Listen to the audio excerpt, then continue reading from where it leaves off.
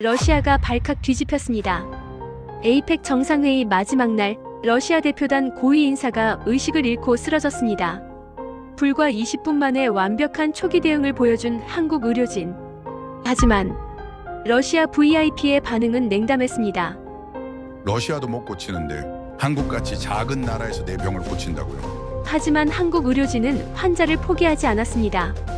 그리고 에이펙이 끝난 지금 그는 고개를 숙였습니다. 그때 나를 끝까지 설득해준 한국에게 진심으로 감사를 표합니다. 한국은 나의 은인입니다. 그날 경주에서는 무슨 일이 있었던 걸까요? 전 세계를 감동시킨 이야기. 지금 바로 시작합니다. 나는 이반 페도로프입니다. 러시아 에너지 분야에서 30년 넘게 일해왔고 정부 고위 자문을 맡고 있죠. 사람들은 제 이름을 들으면 권위를 떠올립니다. 협상 테이블에서 한 번도 밀린 적 없는 남자라고들 하죠.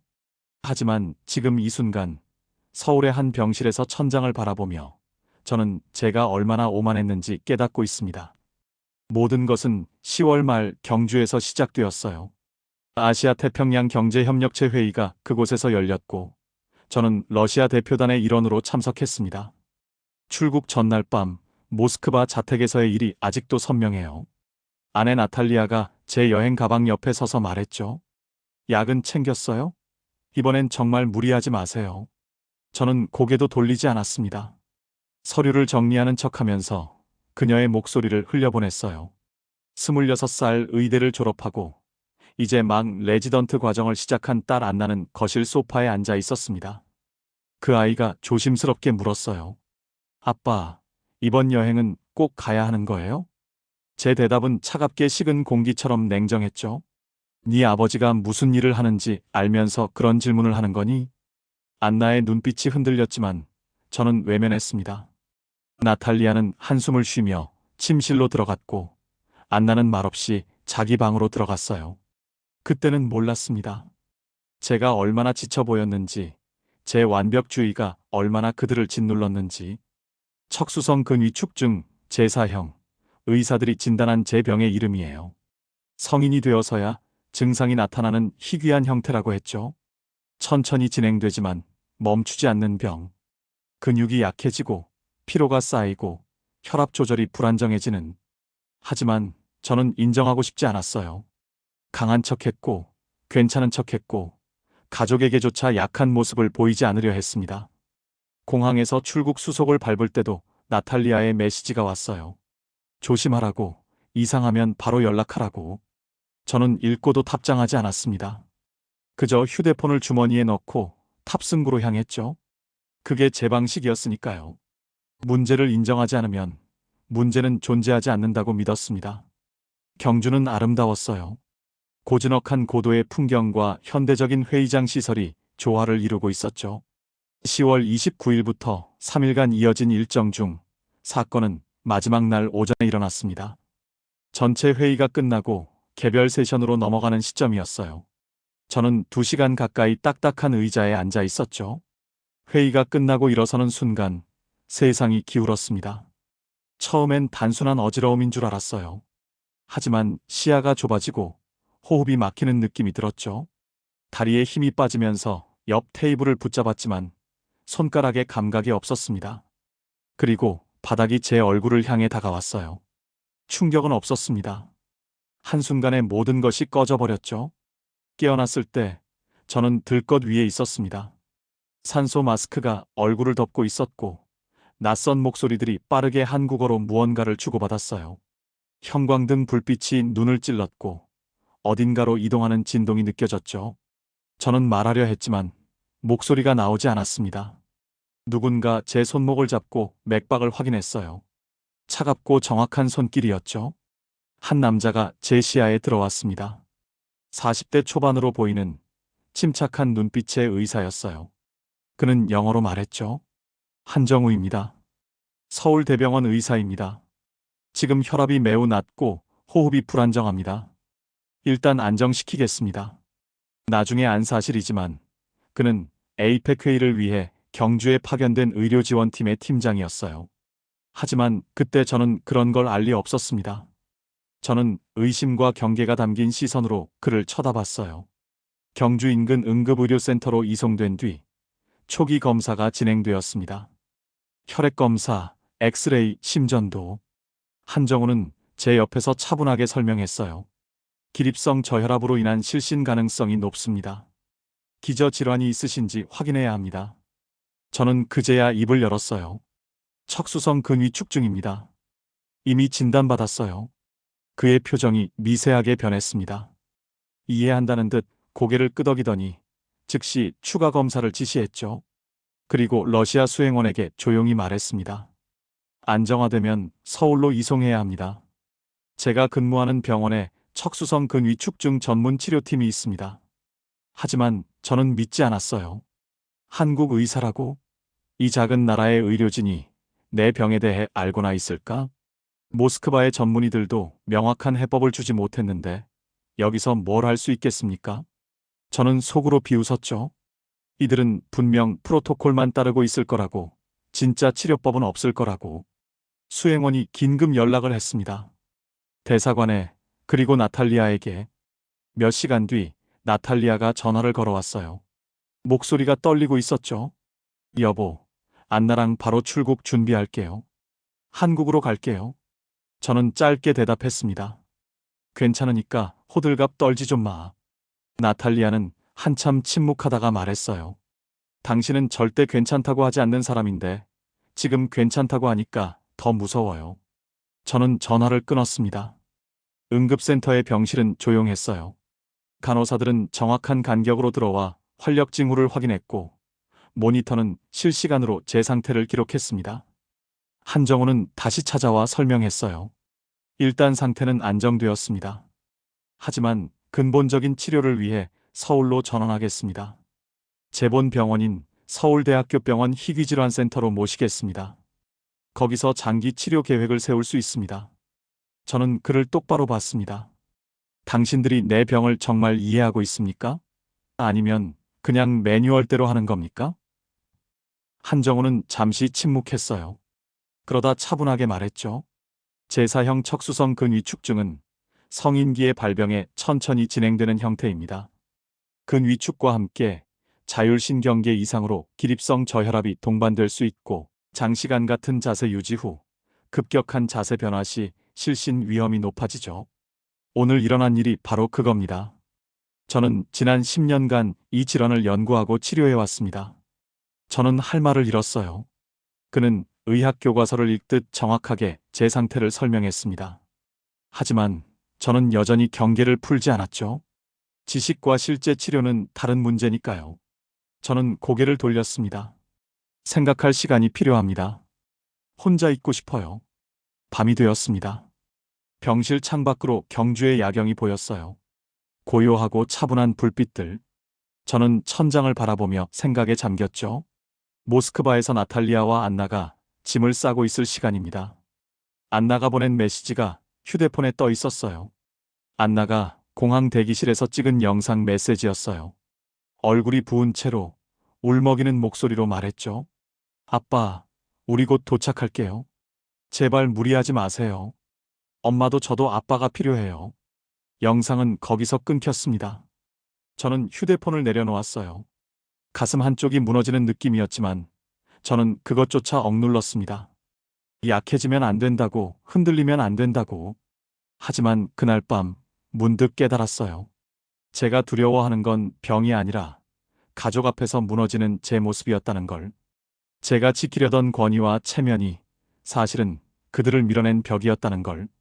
다음 날 아침 한정우가 다시 찾아왔습니다. 서울행 준비가 되었습니다. 의료 헬기로 안전하게 이송하겠습니다. 저는 여전히 주저했어요. 하지만 그는 기다렸죠. 설득하지 않고 그냥 제 대답을 기다렸습니다. 그 침묵이 이상하게 마음에 걸렸어요. 강요도 조급함도 없는 태도. 그저 환자의 결정을 존중하는 모습. 저는 고개를 끄덕였습니다. 알겠습니다. 서울로 가겠어요. 한정우는 작게 미소 지었어요. 그리고 말했죠. 안심하십시오. 저는 아무 대답도 하지 않았지만 그의 눈빛을 외면할 수 없었습니다.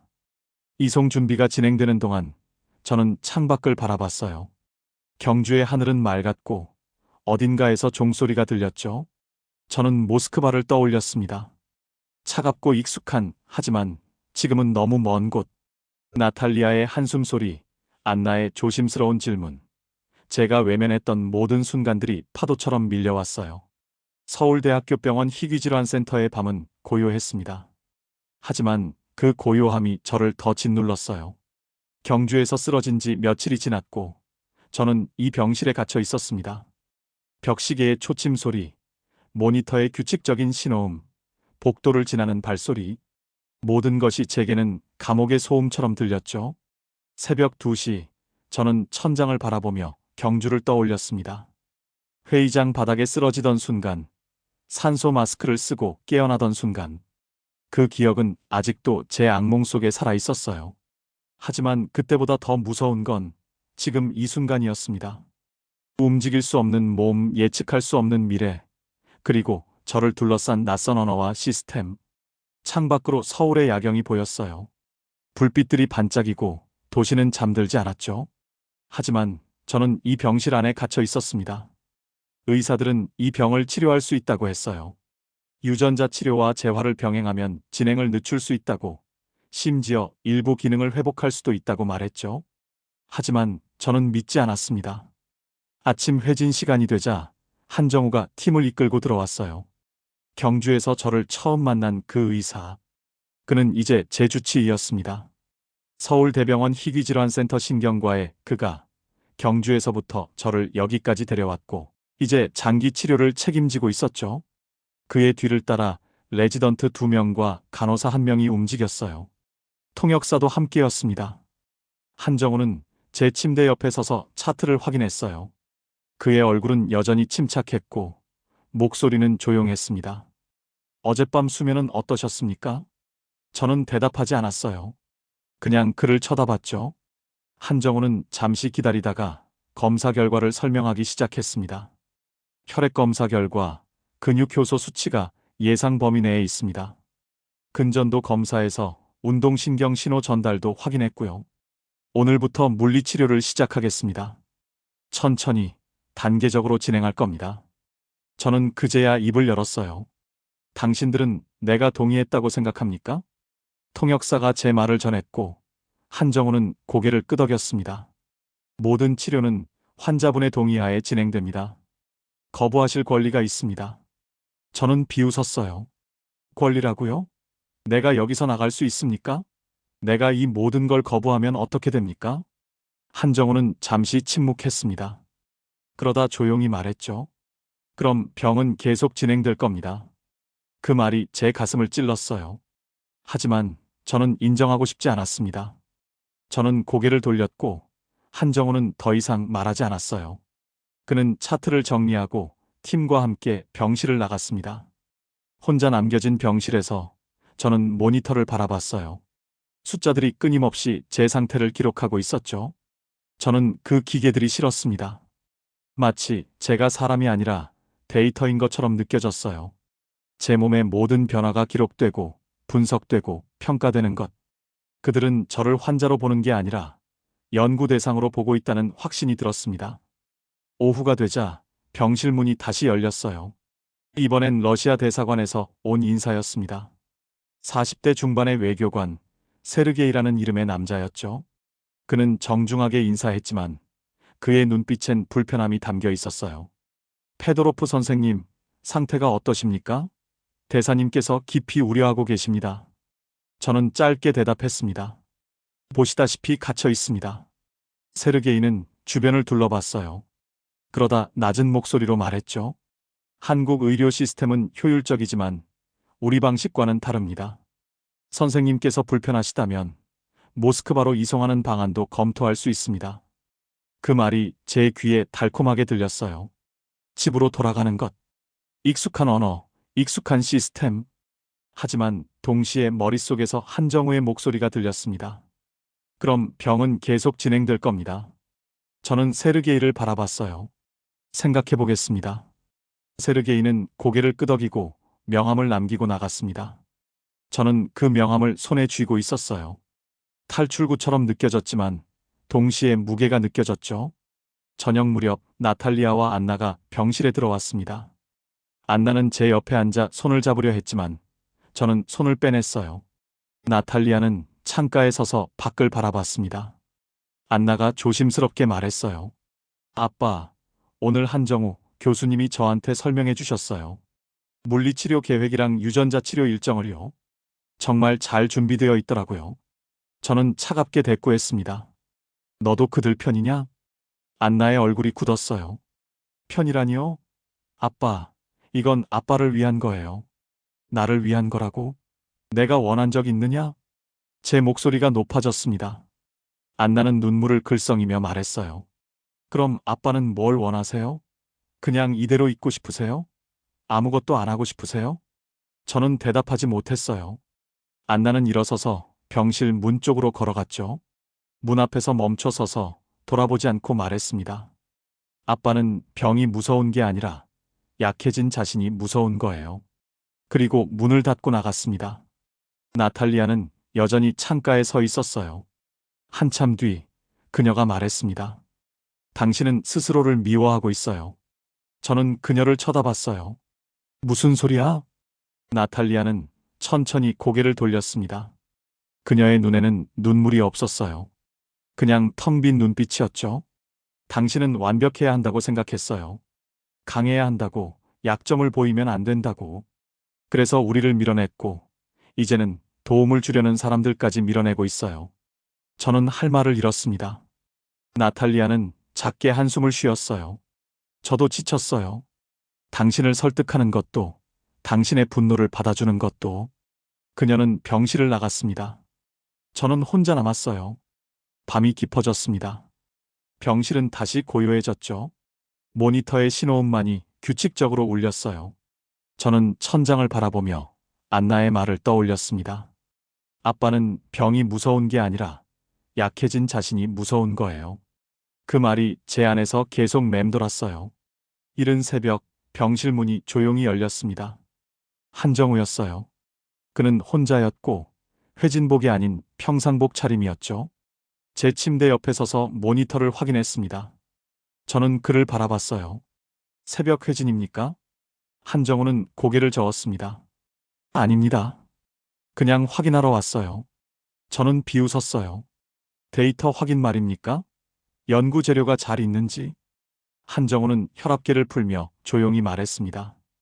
페도로프 선생님, 제가 당신을 연구 재료로 본다고 생각하십니까? 저는 그를 똑바로 봤어요. 아니면 뭡니까? 당신들은 내 모든 걸 기록하고 분석하고 평가하지 않습니까? 나는 차트 속 숫자일 뿐이에요. 한정우는 혈압계를 내려놓았습니다. 그리고 제 눈을 바라보며 말했어요. 저는 제 환자를 기록하지 않습니다. 기억합니다. 그 말에 저는 멈췄어요. 한정우는 계속 말했습니다. 당신의 혈압 수치, 근육 효소 수치, 그건 제가 기록하는 게 맞습니다. 하지만 당신이 밤마다 천장을 바라보는 것, 가족이 올 때마다 손을 움츠리는 것, 세르게이 씨가 다녀간 뒤 명함을 계속 만지작거리는 것, 그건 차트에 없어요. 제 기억 속에 있죠. 저는 할 말을 잃었습니다. 한정우는 조용히 의자에 앉았어요. 당신은 지금 싸우고 있습니다. 병과 싸우는 게 아니라 스스로와 싸우고 있어요. 그게 제일 힘든 싸움이라는 걸 압니다. 저는 고개를 돌렸습니다. 창밖으로 새벽빛이 스며들고 있었어요. 한정우는 일어서며 말했죠. 천천히 생각하세요. 저는 기다리겠습니다. 그는 병실을 나갔습니다. 저는 혼자 남아 창밖을 바라봤어요. 서울의 하늘이 서서히 밝아지고 있었죠. 모니터의 신호음은 여전히 규칙적으로 울렸고 복도에서는 새벽 근무조의 발소리가 들렸습니다. 저는 한정우의 말을 떠올렸어요. 저는 제 환자를 기록하지 않습니다. 기억합니다. 그 말이 제 안에서 무언가를 흔들었습니다. 하지만 저는 아직 변하지 않았어요. 여전히 화가 났고, 여전히 두려웠고, 여전히 혼란스러웠죠. 다만 한 가지만 달라졌습니다. 처음으로 저는 제 분노가 정말 의료진을 향한 것인지 의심하기 시작했어요. 서울대학교 병원 희귀질환센터의 복도는 여전히 조용했습니다. 며칠이 지났지만 경주에서 쓰러진 그날의 빛과 소리는 아직도 제 안에 살아 있었습니다. 형광등의 차가운 빛, 발소리의 울림, 그리고 한정우의 침착한 목소리. 하지만 오늘 밤의 공기는 어딘가 달랐어요. 무엇이 다른지 정확히 말할 수는 없었지만 병실의 정적이 조금 덜 무겁게 느껴졌습니다. 어제 한정우와 나눈 새벽의 대화가 자꾸 떠올랐어요. 저는 제 환자를 기록하지 않습니다. 기억합니다. 그 말이 제 안에 남아 계속 맴돌았죠. 저는 그것을 밀어내려 했지만 쉽지 않았습니다. 분노도 체념도 아닌 이상한 감정이 제 안을 채우고 있었어요.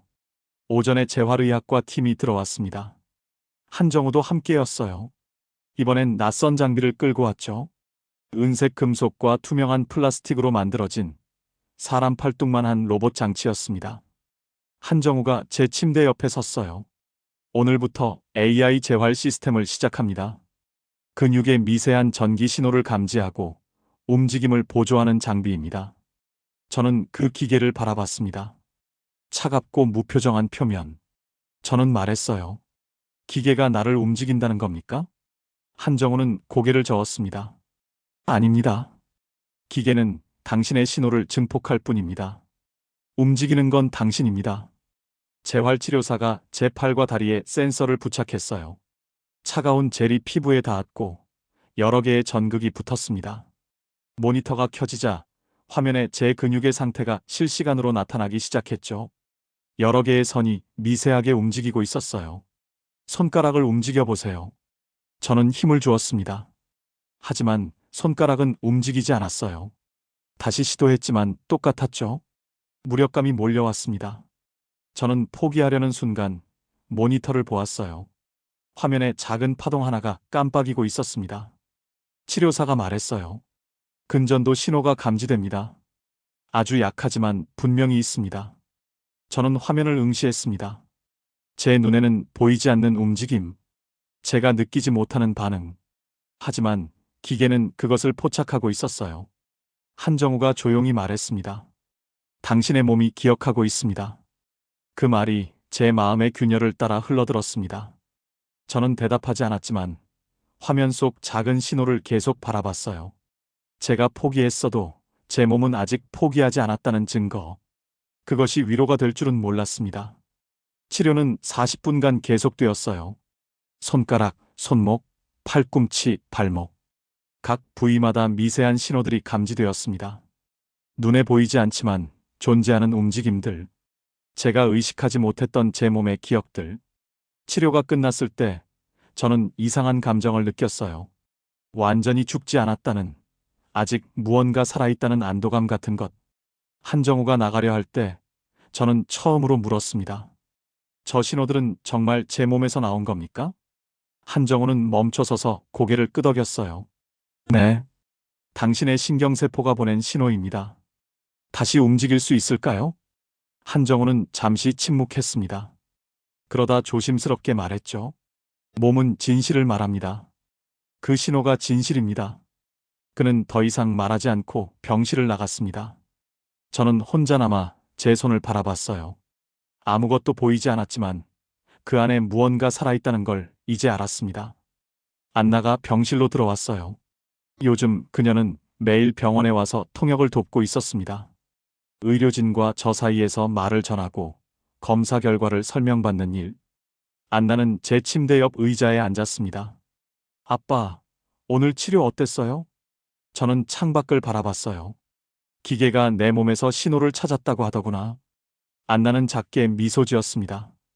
좋은 신호네요. 저는 안나를 쳐다봤어요. 너는 왜 매일 오는 거냐? 공부하기도 바쁠 텐데. 안나는 잠시 침묵했습니다. 그러다 조용히 말했어요. 아빠가 여기 있으니까요. 아빠가 회복하는 게 제 일이에요. 저는 할 말을 잃었습니다.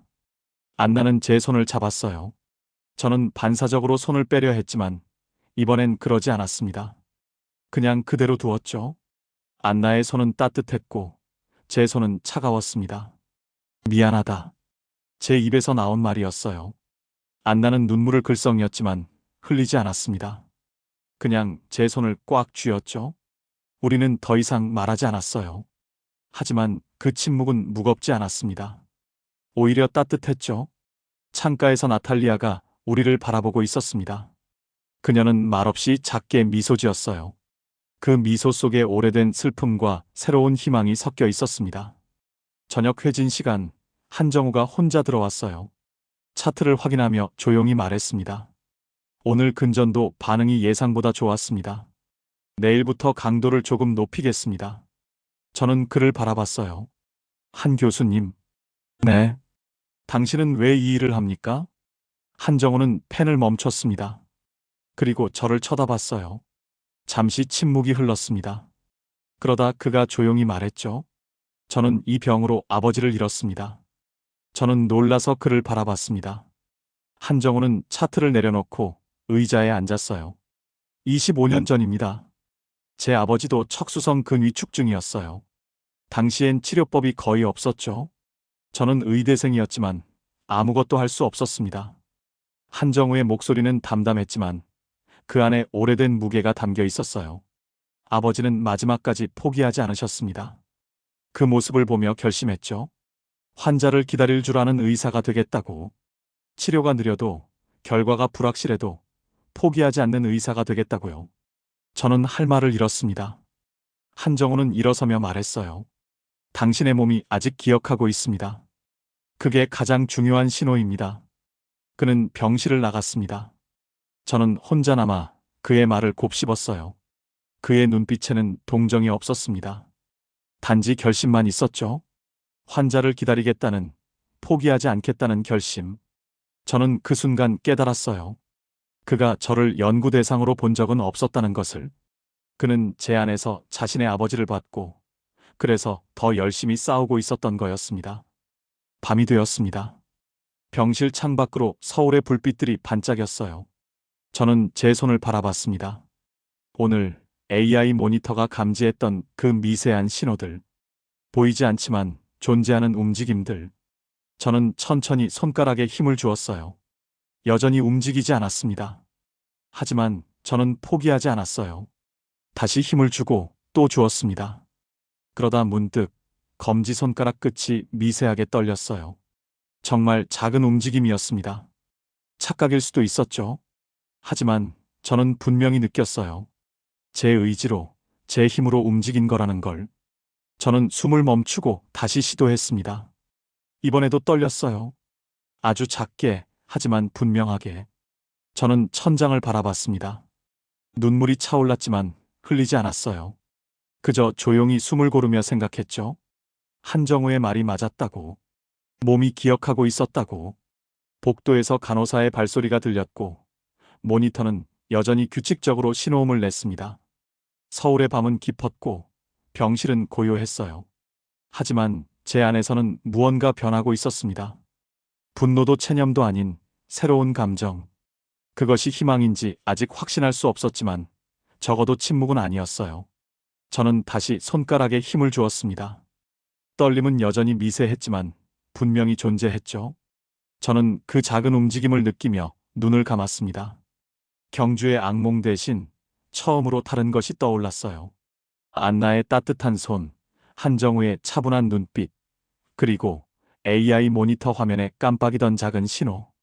그날 밤 저는 제 안의 침묵이 처음으로 흔들리는 소리를 들었습니다. 다음 날 한정우가 저녁 회진을 마치고 제 침대 옆에 섰습니다. 차트를 확인하며 조용히 고개를 끄덕였죠. 저는 그를 바라봤어요. 상태가 좋습니까? 한정우는 작게 미소 지었습니다. 안정적입니다. 계속 이렇게 가면 됩니다. 그는 더 이상 말하지 않고 병실을 나갔어요. 저는 창밖을 바라봤습니다. 서울의 야경이 차분하게 빛나고 있었죠. 이제 두려움이 사라졌습니다. 대신 신뢰가 남았어요. 저녁 8시 안나가 병실 TV를 켰습니다. 뉴스 시간이었어요. 한국 방송이었지만 통역 자막이 나왔죠. 앵커의 목소리가 차분하게 흘러나왔습니다. 에이펙 경주 회의 중 쓰러졌던 러시아 대표단 인사가 서울대학교 병원에서 안정적으로 회복 중인 것으로 알려졌습니다. 병원 측은 환자의 상태가 빠르게 호전되고 있다고 밝혔습니다. 화면에 서울대 병원의 전경이 나왔어요. 그리고 희귀질환센터 건물. 저는 그 화면을 조용히 바라봤습니다. 내레이션이 계속되었어요. 서울대 병원 희귀질환센터의 신경과 전문팀이 에이펙 의료지원팀으로 현장에 파견되어 있었고 신속한 응급 대응과 전문적인 치료가 이어졌습니다. 국제사회에서도 한국 의료 시스템의 대응력에 주목하고 있습니다. 안나가 저를 바라봤어요. 한국 의사들이 대단하네요. 저는 고개를 끄덕였습니다. 그들은 정말 대단하다. 포기하지 않았어. 세상에 알게 된 건 제 병이 아니었습니다. 한국 의료진의 헌신이었어요. 그들이 어떻게 환자를 대하는지, 어떻게 기다려주는지, 어떻게 포기하지 않는지. 그것이 진짜 이야기였죠.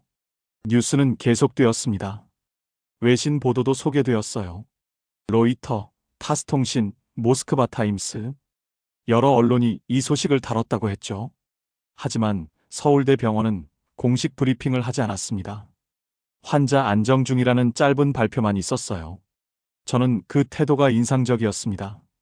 자랑하지 않는 것, 떠들지 않는 것, 그저 환자를 돌보는 데 집중하는 것. 그것이 진짜 품격이었어요. 한참 뒤 간호사가 들어와 말했습니다. 병원 앞에 기자들이 모였다고 하네요. 한 교수님께 인터뷰 요청이 많이 들어왔대요.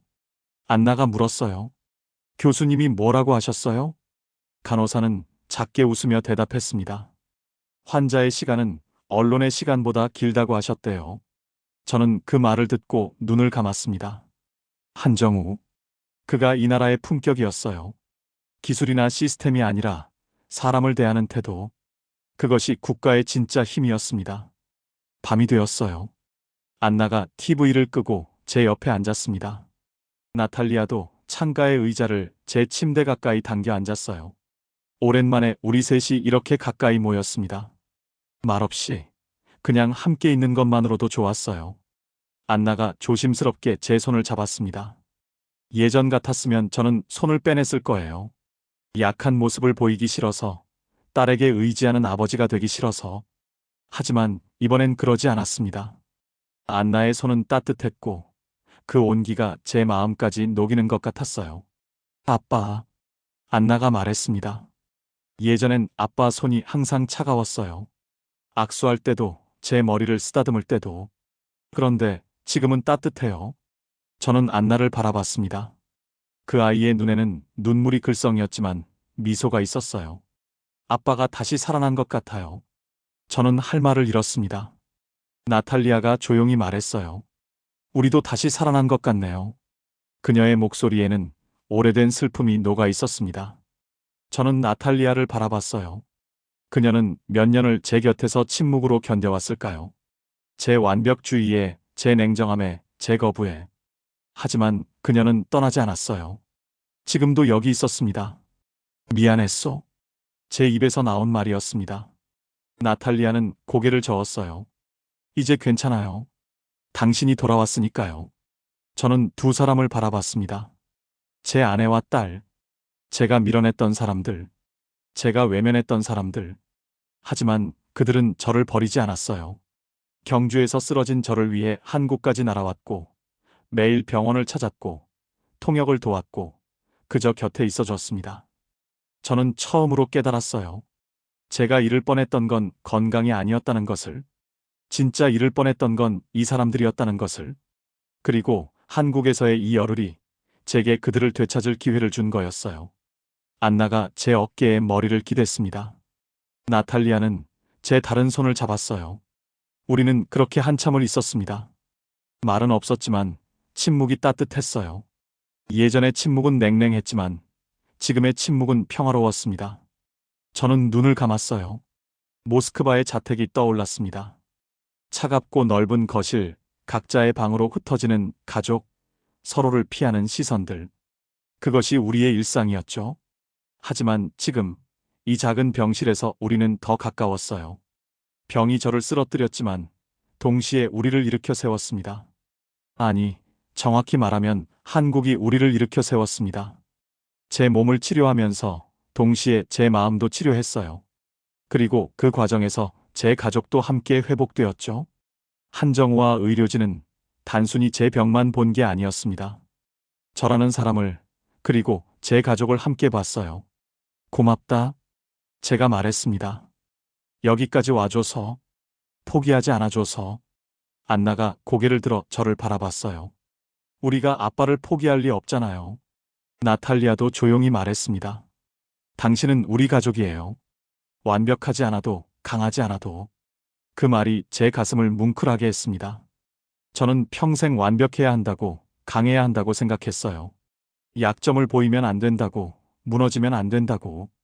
하지만 그 완벽함이 저를 고립시켰고, 그 강함이 저를 외롭게 만들었죠.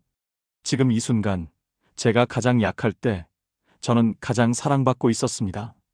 나도 고맙다. 저는 창밖을 바라보며 말했습니다. 이 나라에게. 안나가 고개를 갸우뚱했어요.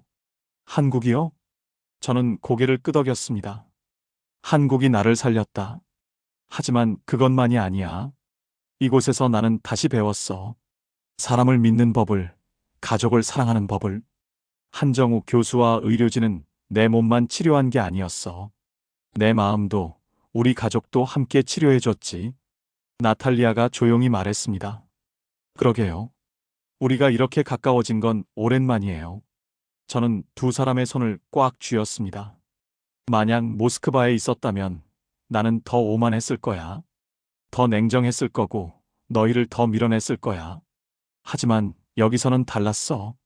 낯선 곳에서 약해진 상태에서 나는 처음으로 너희가 정말 필요했어. 그리고 한국 사람들은 그걸 가능하게 해줬지. 안나가 눈물을 닦으며 말했습니다. 한정우 교수님한테도 감사 인사해야겠어요. 저는 미소 지었습니다. 그래야지. 그분은 단순히 의사가 아니었어. 선생님이었지. 인생의 선생님. 밤이 깊어졌습니다. 안나와 나탈리아는 숙소로 돌아갔어요. 문을 나서며 안나가 돌아보며 말했습니다. 내일 또 올게요. 아빠. 사랑해요. 제 입에서 자연스럽게 나왔습니다. 나도 사랑한다. 얼마 만에 하는 말일까요? 안나는 환하게 웃으며 문을 닫았어요. 저는 혼자 남았습니다. 하지만 외롭지 않았어요. 제 안에 그들의 온기가 남아 있었으니까요. 저는 창밖을 바라봤습니다. 서울의 밤은 여전히 밝았어요. 불빛들이 반짝이고 도시는 잠들지 않았죠. 저는 이 도시가, 이 나라가 고마웠습니다. 제 병을 치료해 준 것도 고마웠지만 그보다 더 큰 선물을 준 것에 감사했어요. 제 가족을 돌려준 것, 제 마음을 열어준 것, 사람을 다시 믿을 수 있게 해준 것. 만약 제가 모스크바에서 쓰러졌다면 어땠을까요? 아마 최고의 의료진이 왔을 거예요. 최첨단 장비로 치료받았을 거고 VIP 대우를 받았겠죠. 하지만 제 마음은 변하지 않았을 겁니다. 여전히 오만하고, 여전히 냉정하고, 여전히 가족을 밀어냈을 거예요. 하지만 한국에서는 달랐습니다. 낯선 곳에서 약해진 저를 그들은 사람으로 대했어요. 환자 이전의 인간으로. 그리고 그 과정에서 저는 변했습니다. 가족에게 마음을 열었고, 사람들을 신뢰했고, 약함을 인정할 수 있게 되었죠. 저는 제 손을 바라봤습니다. 안나가 잡았던 그 손. 예전엔 느끼지 못했던 온기가 아직 남아 있었어요. 저는 천천히 주먹을 쥐었다 펴기를 반복했습니다. 움직임은 여전히 약했지만 분명히 있었어요. 제 몸이 회복되고 있었습니다. 하지만 더 중요한 건 제 마음이 먼저 회복되었다는 거예요. 복도에서 간호사의 발소리가 들렸습니다. 밤 11시, 정기 순회 시간이에요. 문이 조용히 열리고 간호사가 들어와 제 상태를 확인했습니다. 혈압, 맥박, 산소 포화도. 모든 게 안정적이었어요. 편안한 밤 되세요. 간호사가 조용히 말하며 나갔습니다. 저는 고개를 끄덕였어요. 이 나라의 의료진은, 이 병원의 모든 사람들은 이렇게 조용했습니다. 자랑하지 않고 떠들지 않고 그저 환자를 돌봤어요. 그것이 진짜 강함이었습니다. 저는 다시 혼자가 되었습니다. 하지만 고독하지 않았어요. 저는 천장을 바라보며 마지막으로 생각했습니다. 한국이라는 나라에 대해. 작지만 강한 나라. 자랑하지 않지만 실력 있는 나라. 떠들지 않지만 따뜻한 나라. 제가 경주에서 쓰러졌을 때 그들은 저를 포기하지 않았습니다. 러시아 고위 인사라서가 아니라 그저 도움이 필요한 사람이었기 때문에. 그들은 제 몸을 치료했고 제 마음을 열었고 제 가족을 회복시켰어요. 그 모든 것이 조용하게, 묵묵하게 이루어졌습니다. 저는 이제 압니다. 국가의 품격이 무엇인지. 그것은 경제력이나 군사력이 아니에요. 기술의 크기나 영토의 넓이도 아니죠. 진짜 품격은 사람을 대하는 태도에서 나옵니다. 환자를 어떻게 돌보는지, 낯선 일을 어떻게 대하는지, 약한 자를 어떻게 보듬는지. 그것이 나라의 진짜 힘이에요. 한국은 저에게 그것을 보여줬습니다. 말이 아니라 행동으로, 약속이 아니라 실천으로. 그리고 그 과정에서 저는 변했고, 제 가족도 변했어요. 우리는 이곳에서 다시 사랑하는 법을 배웠습니다. 저는 아직 치료 중입니다. 퇴원 날짜도 정해지지 않았고, 언제 모스크바로 돌아갈지도 모르죠. 하지만 그게 중요하지 않았어요. 이미 가장 중요한 회복은 이루어졌으니까요.